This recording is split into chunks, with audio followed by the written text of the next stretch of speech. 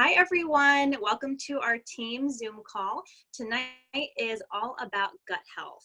So we're going to share some great information with you. We're going to discuss some of the buzzwords associated with gut health, like dysbiosis, microbiome, leaky gut, some things that you may have heard before, and some of the health conditions that are associated with gut imbalance, and hopefully give you some suggestions on how you can improve your gut health. So first, I'm going to turn it over to my good friend Shannon, and she's just going to give us a quick explanation of what gut health is. Thanks, Britt. So tonight we're going to be talking about gut health and what exactly is gut health. When we say the word gut, we're referring to our digestive system and specifically our intestines. So before Plexus, when I thought about my digestive system, I thought about it in like the simplest way. So your food goes in one end, in your mouth, into your stomach, and it travels through your intestines where your nutrients are absorbed into your body. And any waste that we don't need comes out the other end. But Plexus has taught me that it's way more than that. So gut health or gut microbiome refers to all of the microorganisms that are living in your intestines.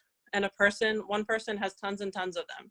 So you have microbes, bacteria, yeast, viruses, and even parasites that are living together in your GI tract. So when we say gut health, we are referring to the health of your intestines.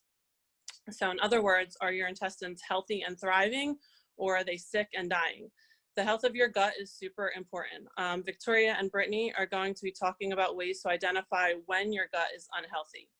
When your gut is unhealthy, this is referred to as dysbiosis. This happens when the bad microbes outnumber the good ones. Think about how a garden can become overgrown with weeds. You don't want more weeds than you have flowers. So same thing with our intestines. You don't want more bad than good. And when this happens to us as humans, we say a person has dysbiosis. So just a quick recap. I know I went through that pretty fast, but two keywords. Microbiome is the microorganisms in a particular environment. And in this case, it's in our intestines.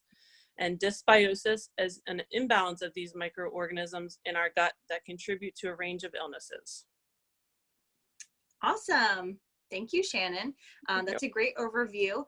So you may have heard of leaky gut, and I think a lot of people think this is something that isn't real. Maybe it's just one of those hippie nonsense things thrown out there, but it is a real thing.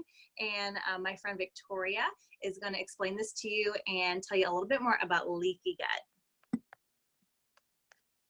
Thanks, Brittany. I feel like I'm like on a news show or something. We're like turning over to you. All right. So yeah, leaky gut is real. And when I first heard that term, I was like, this sounds really gross, but I have to Google it. So I did.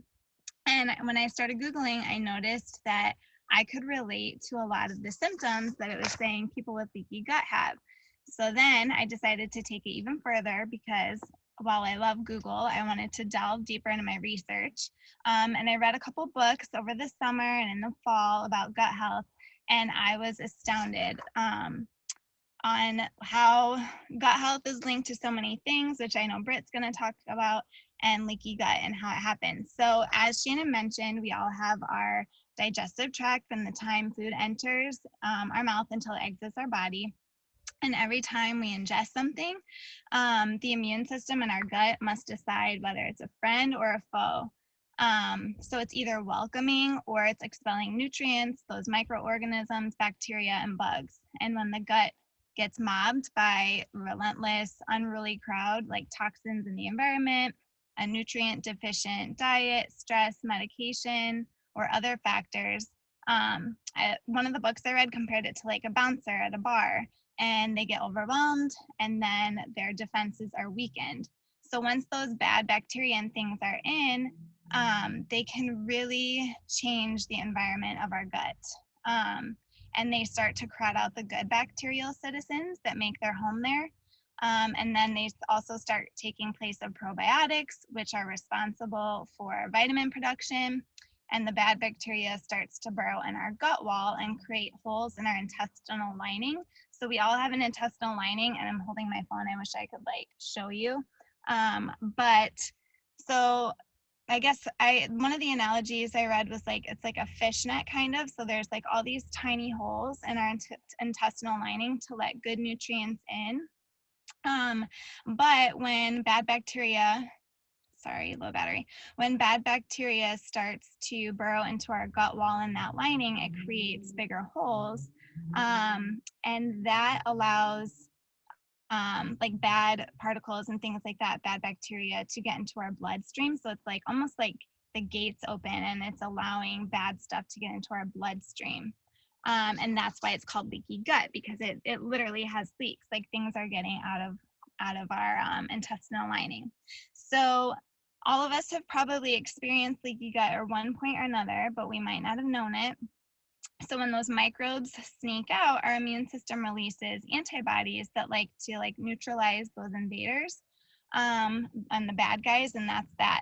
But when we've had years and years of damage to our gut from antibiotics, medication, popping the ibuprofen, those NSAIDs all the time, stress, eating processed food, that's when leaky gut becomes chronic. And then that is when we have significant, widespread, sometimes even deadly health ramifications because the body's inflammatory response gets locked in an on position. And so it's always trying to attack the bad bacteria that's in its path. And so when that happens, you are at higher risk of developing a lifelong autoimmune condition. So yes, leaky gut may be a silly name, but it is real. And so I'm going to turn it over to Britt, and she's going to tell us how you might figure out if you have it. Cool. Thanks, Victoria. Yeah, it does kind of feel like a newscaster. Back to you. So if you think about it, I think you kind of intuitively know that your gut has tons of neurological connections. It's called your second brain. Besides your brain, it is more neurologically connected than any other organ. And the reason I say you intuitively know this is because, have you ever gotten butterflies in your stomach when you're nervous?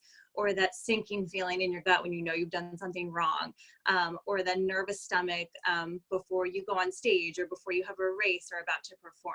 Like you kind of know that your gut is connected to your brain and everything else because you feel that. And I think it's really interesting that like back in biblical times, they would use the gut as the seat of emotion. So we say like, I love you with all my heart. They would say, I love you with all my bowels, like literally. But that kind of makes more sense because, like when you're in love or you have like a strong feeling, like you feel it in your gut. So that's always something I like to highlight because we do see how related this is to the rest of our body, even our brain. So we're going to talk about diseases that are related to gut imbalance. And as Victoria mentioned, when the barrier between the intestine and the rest of the body is compromised, bacteria, antigens, and toxic material leaving the gut ends up in the bloodstream, and it causes an immune system response. So that is inflammation. Inflammation going to attack those invaders. And many diseases may arise or be worsened by leaky gut. And these include autoimmune diseases like Hashimoto's, which is the most common form of underactive thyroid, inflammatory bowel disease, lupus, celiac, autoimmune hepatitis, type 1 diabetes, and multiple sclerosis. Also allergies, asthma, and any kind of itis. So the term itis means inflammation. So arthritis, colitis, bursitis, and others are all linked to inflammation and can be linked to leaky gut. And other diseases associated with dysbiosis being out of balance, Alzheimer's, cancer, huge one, and multiple autoimmune disorders. And by the way, I do not get my information on gut health from blogs. The information I just gave you is from a peer-reviewed journal article from Frontiers in Immunology, and it's from the National Institutes of Health, which is a government website. So this is like cutting-edge research, and I believe you'll be hearing more and more about it from physicians and other medical professionals in the future. This is really, really important stuff because so many people suffer with these autoimmune diseases and there's no real cure for a lot of them, but they can be prevented many of the times. So leaky gut clearly causes problems, but what are some of the warning signs you should watch out for? I'm going to give you a list here. It's from the same article that I referenced before. So the signs of leaky gut, chronic diarrhea, constipation, gas, or bloating. So those kind of GI issues that you might have. Nutritional deficiencies or food sensitivity. So if you're chronically low in vitamin D or B vitamins, or you're super sensitive to dairy, soy, wheat, A poor immune system, so if you find yourself sick all the time, headaches, brain fog, or memory loss, excessive fatigue, a lot of people can relate to that, skin rashes, so chronic acne, eczema, psoriasis. This was one of the warning signs for me. I knew something was out of balance. Sugar cravings, depression, anxiety, and ADD or ADHD, and autoimmune diseases such as celiac, Crohn's, lupus, or rheumatoid arthritis. So those are some of the warning signs of leaky gut. If one or more of those kind of rings a bell for you, this might be something that you need to address. So how do we fix it, or how do we prevent leaky gut from causing inflammation and leading to a more significant disease state? Prebiotics and probiotics reduce the intestine's permeability and protect that important barrier between the gut and the rest of the body. So they kind of tighten up the gaps in your intestines. Vitamins and minerals like vitamin D also have a protective factor by tightening the gaps in the intestinal wall as well. And in case you didn't know, we have some amazing products for gut health available to you through Plexus. In fact, the Plexus products are designed to improve health from the inside out, so they are all addressed at the root issues going on in your gut. A healthy outside really starts on the inside. So some of the things we see are better energy, clearer skin, you know, feeling like you haven't felt in years because you can actually go through the day without crashing. But that doesn't start on the outside. It starts by healing the gut. It isn't a quick fix. Consistency is key, but supporting your gut with these amazing products and making healthy choices in your nutrition, your activity, and your water intake, kind of doing the common sense things that support your health, you can literally heal your gut and prevent or reverse so many of these conditions. So we thank you so much for joining us. We hope you learned something about gut health and these products that can be really life-changing. If you're watching this and someone sent it to you, I would encourage you to reach back out to them and see what products would be best for you, because everyone's different. And just realize that it does take time, but it's totally worth it. And we thank you so much for watching this.